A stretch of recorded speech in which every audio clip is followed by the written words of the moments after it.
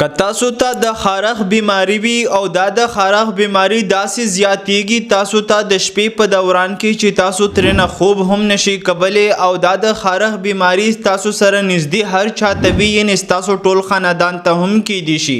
نو دا یو داسې بیماری ده کوم ته چې سکیویز مونږ په میډیکل کې وایو او د سیز نه چې لګیږي هغه ته مونږ پیراسایت وایو او دا غنو سارکوپټس سکیبای دی او د دې علامات دا وی چې دا تاسو کم تخرګونه دي په هغه باندې زیاتر خارښ وي تاسو چې کم په تصویر کې لیدي شي هغه ځایونه په هغه باندې تاسو ته اکثر خارښ وي یا تاسو د ګوتو چې کم منځونه دي په دې باندې هم خارښ وي نو دا بیماری ختميږي په میډیسن سره هغه تاسو ته خپل ډاکټر تاسو د علاماتو مطابق تاسو ته پرسکرپشن جوړوي او دا هغه مطابق په تاسو ته درکوي او دا ور سره ختمي هو کچري یو انسان وایي چې زما دومره وس نشته دي چې په ټول خاندان باندې یا په ټولو باندې ز په یوځ باندې د ډاکټر صاحب نه علاج وکم نو د لپاره هم ریمیډي هم ورته وایي یعنی کورنۍ هم نسخه شته دي چې په هغه باندې هم د ختمېدو طرف ته تلی شي هم ریمیډي یعنی د کورنۍ نسخه ته مونږ ټي ټری آیل ریمیډي وایو